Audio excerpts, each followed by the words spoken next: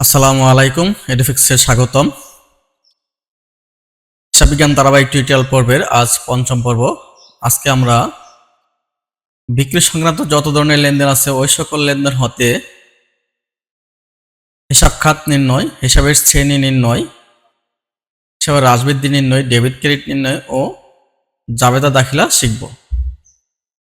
তো স্লাইডের বাম পাশে হিসাব সমীকরণটা দেওয়া আছে, তোমরা সবাই অবশ্যই হিসাব সমীকরণটা মুখস্থ করে নেবে। আমি আবার পড়ছি। সম্পদ, খরচ, উত্তোলন বৃদ্ধি পেলে ডেবিট, হ্রাস পেলে ক্রেডিট এবং আয়, দায় ও মালিকানা সত্ত্ব বৃদ্ধি পেলে ক্রেডিট, হ্রাস পেলে ডেবিট। এই সূত্রের বিকল্প কোনো সূত্র নেই, যেভাবেই বলুক। প্রথম লেনদেনে আমরা দেখতে পাচ্ছি নগদে বিক্রয়, পণ্য বিক্রয়, রফিকের নিকট নগদে বিক্রয় 11,000 টাকা। আসলে সবগুলো একই জিনিস, নগদে বিক্রয় যে কথা, পণ্য বিক্রয় একই কথা, রফিকের নিকট নগদে বিক্রয় একই কথা। তো এই লেনদেনটা বিশ্লেষণ করলে আমরা দুটি হিসাব খাত পাই। প্রথমটি নগদ, অপরটি হচ্ছে বিক্রয়। নগদ আমরা জানি ব্যবসায় সম্পদ, বিক্রয়ের ফলে ব্যবসায় টাকা আসছে, ফলে বৃদ্ধি পাইছে, বৃদ্ধি পেলে আমরা জানি ডেবিট। অপরদিকে বিক্রয় হচ্ছে প্রতিষ্ঠানের জন্য আয়, বিক্রয়ের ফলে প্রতিষ্ঠানের আয় বৃদ্ধি পায়, আয় বৃদ্ধি পেলে ক্রেডিট। জাবেদা দাখিলা করলে হয় নগদ ডেবিট, বিক্রয় ক্রেডিট। পরবর্তীতে যে লেনদেনটি আছে সেটি হচ্ছে দাঁড়ে বা বাকিতে বিক্রয় বা রফিকের নিকট বিক্রয় 12,000 টাকা। একটু আগে দেখে এর আগের লেনদেনে রফিকের নিকট বিক্রয় ছিল, ওখানে নগদ শব্দটা লেখা ছিল। যে লেনদেনে পণ্য ক্রয় বিক্রয়, সাধারণত পণ্য ক্রয় বিক্রয়ের ক্ষেত্রে যদি কোনো ব্যক্তি বা প্রতিষ্ঠানের নাম উল্লেখ থাকে এবং সেখানে যদি নগদ, চেক, ব্যাংক উল্লেখ না থাকে তাহলে লেনদেনটি বাকিতে, আর যদি নগদ, চেক, ব্যাংক উল্লেখ থাকে তাহলে লেনদেনটি নগদ হিসেবে গণ্য হবে। তো যেহেতু এখানে রফিকের নিকট বিক্রয়, এখানে নগদ শব্দটা উল্লেখ নেই, অতএব এটা বাকিতে। তো লেনদেনটি বিশ্লেষণ করলে আমরা দুটি হিসাব পাই, একটি প্রাপ্য হিসাব, প্রাপ্য হিসাব আরেক নাম হচ্ছে দেনাদার, অপরটি হচ্ছে বিক্রয়।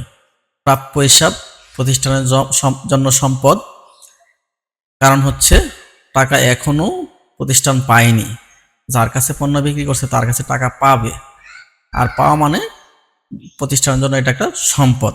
তো প্রতিষ্ঠানের জন্য সম্পদ বৃদ্ধি পাইছে, আমরা জানি সম্পদ বৃদ্ধি পেলে ডেবিট। অপরদিকে বিক্রয় হচ্ছে প্রতিষ্ঠানের জন্য আয়, আয়ের ফলে প্রতিষ্ঠানের আয় বৃদ্ধি পায়, বৃদ্ধি পেলে ক্রেডিট হয়। জাবেদা করলে হয় প্রাপ্য হিসাব বা দেনাদার হিসাব ডেবিট, বিক্রয় হিসাব ক্রেডিট। তৃতীয় লেনদেনটি হচ্ছে 3% বাট্টায় পণ্য বিক্রয়। তো অলরেডি আমরা জানি যে লেনদেনে সাধারণত ক্রয় বিক্রয় উল্লেখ থাকে এবং ওই ক্রয় বিক্রয় লেনদেনে যদি বাট্টা উল্লেখ থাকে ওই বাট্টাকে আমরা কারবারি বাট্টা বলি। এখানে 3% হচ্ছে কারবারি বাট্টা, আর কারবারি বাট্টা হিসাবে কোথাও উল্লেখ হয় না, কারবারি বাট্টার টাকাটা বাদ দিয়ে দেখাতে হয়। তো দেখা যাক হিসাবের খাতগুলি কি কি আছে। প্রথমটা হচ্ছে নগদ, অপরটি হচ্ছে বিক্রয়। নগদ অলরেডি জানি আমরা সম্পদ, নগদ বিক্রি আসে, বিক্রির ফলে নগদ নামক সম্পদ বৃদ্ধি পায়, বৃদ্ধি পেলে ডেবিট হয়। অপরদিকে বিক্রয় প্রতিষ্ঠানের জন্য আয়, বিক্রয়ের ফলে প্রতিষ্ঠানের আয় বৃদ্ধি পায়, আয় বৃদ্ধি পেলে ক্রেডিট হয়। জাবেদা করলে হয় নগদ ডেবিট, বিক্রয় ক্রেডিট। এখন খেয়াল করো, টাকা ছিল 15,000, কিন্তু এখানে আমরা টাকা বসাইছি জাবেদায় 14,550। 3% যে বাট্টা, এই বাট্টাটা হচ্ছে কারবারি বাট্টা। আমরা জানি কারবারি বাট্টা হিসাবের কোথাও আসে না। এই কারবারির বাট্টার টাকাটা হিসাব করে মনে মনে বাদ দিয়ে বাকি টাকা লিখতে হয়। তাহলে 15,000 টাকার উপর 3% বাট্টায় আসে হচ্ছে 450 টাকা। তাহলে এই 450 টাকা বাদ দিয়া টাকা লিখতে হবে। তাহলে 450 টাকা বাদ দিলে 14,550। আশা করি বুঝতে পারছো সবাই। পরের লেনদেনটি হচ্ছে চেকে বা দাগ কাটা চেকের মাধ্যমে পণ্য বিক্রয় বা পণ্য রপ্তানি। তো জাবেদাটি বিশ্লেষণ করলে আমরা দুটি হিসাব খাত পাই। প্রথমটি ব্যাংক, অপরটি হচ্ছে বিক্রয়। ব্যাংক প্রতিষ্ঠানের জন্য সম্পদ, কারণ বিক্রয়ের কারণে প্রতিষ্ঠানের ব্যাংক হিসাবে টাকা বৃদ্ধি পায়, বৃদ্ধি পেলে আমরা জানি ডেবিট। অপরদিকে বিক্রয় প্রতিষ্ঠানের জন্য আয়, আয় প্রতিষ্ঠান বৃদ্ধি পায়, বৃদ্ধি পেলে ক্রেডিট। জাবেদা করলে হয় ব্যাংক হিসাব ডেবিট, বিক্রয় হিসাব ক্রেডিট। এখানে নগদ হবে না, ব্যাংক হবে। তো এখানে খেয়াল করো পণ্য রপ্তানি, মানে বিদেশি পণ্য রপ্তানি করা হয়, আর বিদেশি পণ্য রপ্তানি করতে গেলে নগদে হয় না, এটা চেকের এলসির মাধ্যমে হয়। এলসিটা হচ্ছে ব্যাংকের মাধ্যমে। এই জন্য আমরা পণ্য রপ্তানি বা চেকের মধ্যে পণ্য বা দাগ চেকের মধ্যে পণ্য বিক্রি হলে ব্যাংক হিসাব লিখব। তো পরের জাবেদা হচ্ছে বিক্রির উদ্দেশ্যে ক্রয়কৃত যন্ত্রপাতি বিক্রয়। তো এখানে বলে রাখি, যন্ত্রপাতি বিক্রয় দেখে অনেকে মনে করতে পারো এটা হচ্ছে সম্পদ বিক্রয়। আসলে সম্পদ না, এখানে বিক্রয়ের উদ্দেশ্যে ক্রয়কৃত, মানে যন্ত্রপাতি আমরা জানি সম্পদ, কিন্তু তুমি যদি ওই যন্ত্রপাতির ব্যবসায়ী করো, ধরো আমরা যদি বড় বড় প্রতিষ্ঠানগুলো দেখি যারা যন্ত্রপাতি বিক্রি করে, ধরো তুমি প্রিন্টিং মেশিন কিনবা, কম্পিউটার কিনবা, তো এই জিনিসগুলো যে তুমি কিনবা, কিন্তু এইগুলি যারা বিক্রি করতেছে তারা তো এই পণ্যগুলোর ব্যবসা করতেছে, মানে এই কম্পিউটারের ব্যবসা করতেছে, মেশিনের ব্যবসা করতেছে। তো যারা এই মেশিন কম্পিউটার ব্যবসা করে তারা তো আগে এইগুলো কিনে তারপর বিক্রি করে। তাহলে মনে রাখবা, বিক্রয়ের উদ্দেশ্যে কোনো কিছু কিনলে সেটা পণ্য, আর পণ্য বিক্রয়, এখানে যন্ত্রপাতি বিক্রয় মানে হচ্ছে পণ্য বিক্রয়। তাহলে পণ্য বিক্রয়ের জাবেদা আমরা নর্মালি আগে যে জাবেদা যেভাবে দিচ্ছি এইভাবেই হবে, নগদ ডেবিট, বিক্রয় ক্রেডিট। নগদ প্রতিষ্ঠানের জন্য সম্পদ, বিক্রয় ফলে সম্পদ আসে, বৃদ্ধি পায় ডেবিট, বৃদ্ধি পেলে ডেবিট। অপরদিকে বিক্রয় প্রতিষ্ঠানের জন্য আয়, বিক্রয় ফলে আয় বৃদ্ধি পায়, আয় বৃদ্ধি পেলে ক্রেডিট জাবেদা করলে হয় নগদান হিসাব ডেবিট, বিক্রয় হিসাব ক্রেডিট। পরের লেনদেনটি হচ্ছে রাজুর নিকট মাল বিক্রয়ে 50,000 টাকা, যার মধ্যে ব্যাট চার্জ করা হলো 15%। এখানে রাজুর নিকট মাল বিক্রয়, এখানে কিন্তু নগদ, চেক বা ব্যাংক উল্লেখ নেই, অতএব লেনদেনটি বাকিতে। তো বাকিতে হলে লেনদেনটিতে আমরা প্রাপ্য হিসাব পাই, অপরটি পাই হচ্ছে বিক্রয় এবং ব্যাট চলতি হিসাব। মনে রাখবা, ক্রয় দিকে যে দিকে যায় ব্যাট ওদিকে যায়, বিক্রয় ক্রেডিট হলে ব্যাটও ক্রেডিট হয়, অর্থাৎ ক্রয়ের সাথে বিক্রয়ের সাথে ব্যাট যাবে, ক্রয় যে দিকে যাবে ব্যাটও ওই দিকে যাবে, বিক্রয় যে দিকে যাবে ব্যাটও ওদিকে যাবে। তাহলে প্রাপ্য হিসাব মানে প্রতিষ্ঠান যার কাছে পণ্য বিক্রি করছে তার কাছে টাকা পাবে, আর টাকা পাইলে প্রতিষ্ঠানের জন্য সম্পদ হয়। তাহলে হিসাবের শ্রেণীর সম্পদ, যেহেতু টাকা এখন ওই ব্যক্তির কাছে পাবে তার মানে সম্পদ বৃদ্ধি পাইছে, বৃদ্ধি পেলে ডেবিট। অপরদিকে বিক্রয় প্রতিষ্ঠানের জন্য আয়, প্রতিষ্ঠানের আয়, বিক্রয়ের কারণে প্রতিষ্ঠান আয় বৃদ্ধি পায়, বৃদ্ধি পেলে ক্রেডিট। অপরদিকে ব্যাট চলতি হিসাব, বিক্রয়ের সাথে ব্যাট এটা দায়, তাহলে ব্যাট চলতি হিসাব হচ্ছে দায়। ব্যাট চলতি হিসাব মানে সরকার বিক্রয়ের মাধ্যমে কাস্টমার কাছ থেকে ব্যাটের টাকাটা আদায় করছে, কিন্তু এই ব্যাটের টাকাটা সরকারকে দিতে হবে। অর্থাৎ প্রতিষ্ঠান যতক্ষণ না পর্যন্ত ব্যাটের টাকাটা সরকারকে বুঝায় না দেয় ততক্ষণ পর্যন্ত প্রতিষ্ঠান সরকারের কাছে দায়ী, এই জন্য ব্যাট চলতি হিসাব দায়। ফলে প্রতিষ্ঠানের দায় বৃদ্ধি পায়, বৃদ্ধি পেলে ক্রেডিট হয়। আবার তোমরা বলতো স্যার তাহলে ক্রয়ের সাথে যে ব্যাট ওই ব্যাট কি? ক্রয়ের সাথে ব্যাট হচ্ছে সম্পদ, এটা পরে অন্য কোনো ভিডিওতে বোঝাবো। তাহলে জাবেদা করলে হয় প্রাপ্য হিসাব বা দেনাদ হিসাব ডেবিট, বিক্রয় আয় ক্রেডিট, ব্যাট চলতি হিসাব দায় ক্রেডিট। তো এখানে ব্যাটের টাকাটা হচ্ছে 50,000 টাকার উপর 15%, 7,500 টাকা। পণ্যের দাম 50,000, বিক্রয়ে 50,000, ব্যাট চলতি হিসাবে যাবে 7,500। তার মানে টোটাল যেই ক্রেতা অর্থাৎ যিনি দেনাদার, যিনি পণ্য কিনছেন তিনি বিক্রয় অর্থাৎ পণ্য বাবদ দিবেন 50,000, ব্যাট বাবদ দিবেন 7,500। টোটাল দোকানদার অর্থাৎ প্রতিষ্ঠান আদায় করবে 57,500। এখানে মিস্টেক হয়ে গেছে, 77,500, এটা হবে 57,500। পর লেনদেনটা হচ্ছে ব্যাট সহ নগদে মাল বিক্রয়, এখানেও ব্যাট আছে। আমরা লেনদেনটি বিশ্লেষণ করলে নগদ এবং বিক্রয়, ব্যাট চলতি হিসাব। নগদ প্রতিষ্ঠানের জন্য সম্পদ, বিক্রয়ের কারণে সম্পদ আসে, বৃদ্ধি পায় ডেবিট। অপরদিকে বিক্রয় প্রতিষ্ঠানের জন্য আয়, ফলে প্রতিষ্ঠানের আয় বৃদ্ধি পায়, আয় বৃদ্ধি পেলে ক্রেডিট। ব্যাট চলতি হিসাব প্রতিষ্ঠানের জন্য দায় সরকারের নিকট, ফলে প্রতিষ্ঠানের দায় বৃদ্ধি পায়, ক্রেডিট। জাবেদা করলে হয় নগদান হিসাব ডেবিট, বিক্রয় হিসাব ক্রেডিট, ব্যাট চলতি হিসাব ক্রেডিট।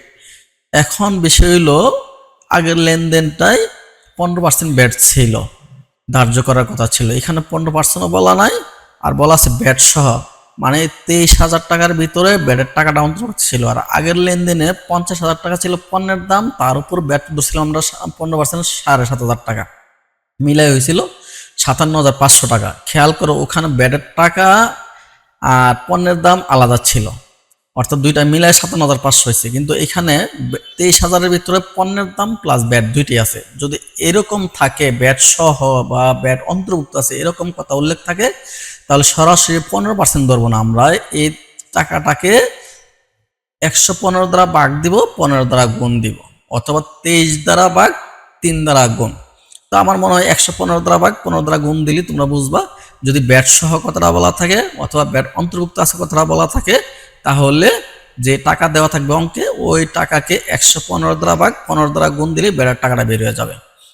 তাহলে নগদ 23,000 ডেবিট, বিক্রয় হচ্ছে 20,000 ক্রেডিট, ব্যাট চলতি হিসাব 3,000 ক্রেডিট। কিভাবে বের করছি? এই 23,000 টাকাকে 115 দ্বারা ভাগ দিছি, 15 দ্বারা গুণ দিছি, ফলে ব্যাটের টাকাটা বেরিয়ে গেছে। খেয়াল করো 23,000 টাকা কিভাবে হয়, পণ্যের দাম প্লাস ব্যাটের দাম। তাহলে খেয়াল করো, আমরা জানি পণ্যের দাম 100 হলে ব্যাট কত? 15। তাহলে এবার চিন্তা করতো ব্যাট আর পণ্য মিলাই কত? 115।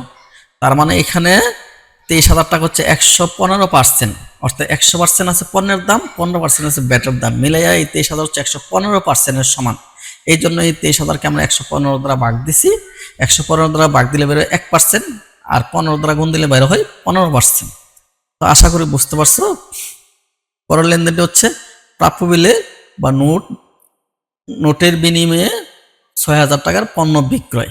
তো বিক্রয় সবসময় ক্রেডিট হবে।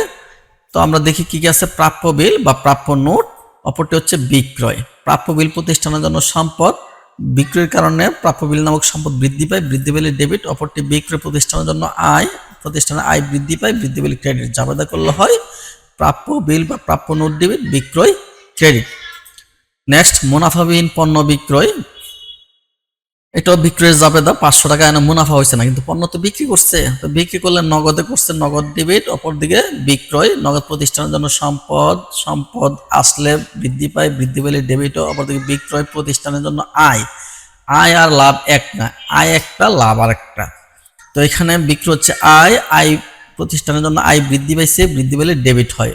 তো জাবেদা করলে হয় নগদ ডেবিট, বিক্রয় ক্রেডিট। অনেকে বলতে পারো যে মুনাফাবিহীন পণ্য বিক্রয় তো বিক্রয় হিসাব ডেবিট, ক্রয় হিসাব ক্রেডিট। এটা আসলে আমরা প্রচলিত সমন্বয় জাবেদা করি, এটা কিন্তু সমন্বয় জাবেদা না, এটা সাধারণ জাবেদা, মনে রাখতে হবে। সমন্বয় জাবেদা এমনটা করা হয়, কিন্তু এমনটা করাও ঠিক না। নেক্সট, মারুফ ট্রেডার্সের নিকট 210 মানে 2/10 নিট 30 শর্তে বিক্রয় 10,000 টাকা। এখানে 2/10 নিট 30-এর অর্থ হচ্ছে 10,000 টাকা বিক্রি করছে মারুফের কাছে। মারুফ যদি 10 দিনের ভিতর টাকা দিতে পারে তাহলে 2% ছাড় পাবে, অর্থাৎ 10,000 টাকার উপর 2%-এ 200 টাকা ছাড় পাবে। 200 টাকা ছাড় পাইলে সে 9,800 টাকা পরিশোধ করতে পারবে।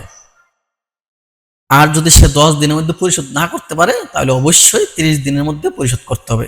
এই শর্তলা দ্বারা এটা বোঝানো হয়, অর্থাৎ এই 10 দ্বারা বোঝানো হয় যেই তারিখে কিনছে ওই তারিখ থেকে সে 10 দিন সময় পাবে। এই 10 দিনের মধ্যে টাকা যদি পরিশোধ করতে পারলে তাহলে 10,000 টাকার উপর সে 2% কম দিতে পারবে।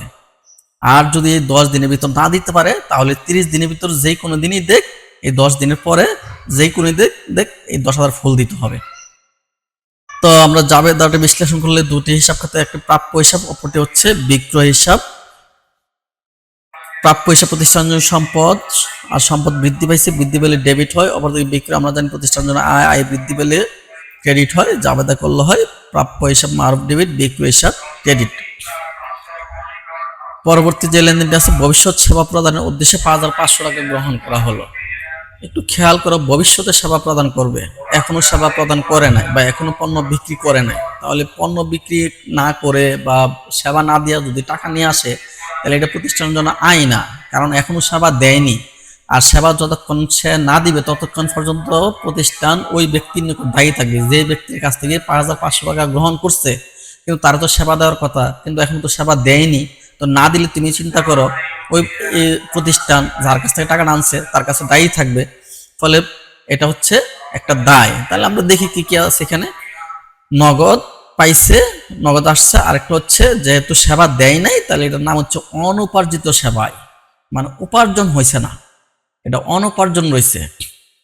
তাহলে নগদ পাইছে, নগদ এখানে দায় না, এখানে হবে সম্পদ। এই নগদ হচ্ছে এক ধরনের সম্পদ, তাহলে এখানে দায়ী না লিখে লেখা উচিত ছিল সম্পদ, এটা মিস্টেক, ক্ষমা করবে। তারপর হচ্ছে বৃদ্ধি পাইছে, সম্পদ বৃদ্ধি পেলে আমরা জানি ডেবিট। অপরদিকে অনির্বাচিত সেবায়, এটা হচ্ছে প্রতিষ্ঠানের জন্য দায়, যেহেতু সেবা না দিয়া টাকা নিয়ে আসছে তাহলে প্রতিষ্ঠানের দায় বৃদ্ধি পাইছে, এখানে হবে বৃদ্ধি। এটাও বড় ধরনের মিস্টেক করছি আমরা লেখার সময়, ক্ষমা সুন্দর দৃষ্টি থাকবে, এখানে বৃদ্ধি হবে, অর্থাৎ দায় বৃদ্ধি পাইছে, বৃদ্ধি পেলে ক্রেডিট। জাবেদা করলে হয় নগদ ডেবিট, অনির্বাচিত সেবায় ক্রেডিট। পরবর্তী যে লেনদেনটি আছে, মাজিদের নিকট পণ্য বিক্রয় 40,000 টাকা, যার 10,000 টাকার নগদে, 5,000 টাকার চেক এবং 15,000 টাকার একটি বিলের স্বীকৃতি পাওয়া গেল।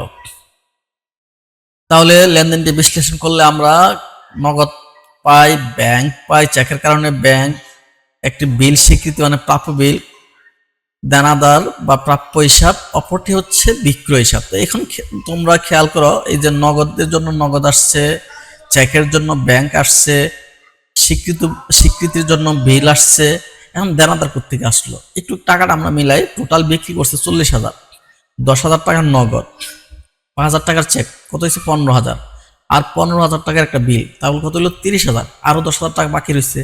তাহলে ওই টাকাটা এখনো যার কাছে বিক্রি করছে সে দেয় নাই, তার মানে কি ওই ব্যক্তি প্রতিষ্ঠানের নিকট দেনাদার, বা প্রতিষ্ঠান ওই ব্যক্তির নিকট এখনো টাকা পাবে, যাকে আমরা প্রাপ্য হিসাব বলি। প্রতিষ্ঠান যখন কারো কাছে টাকা পায় তখন ওটাকে প্রাপ্য হিসাব বলে।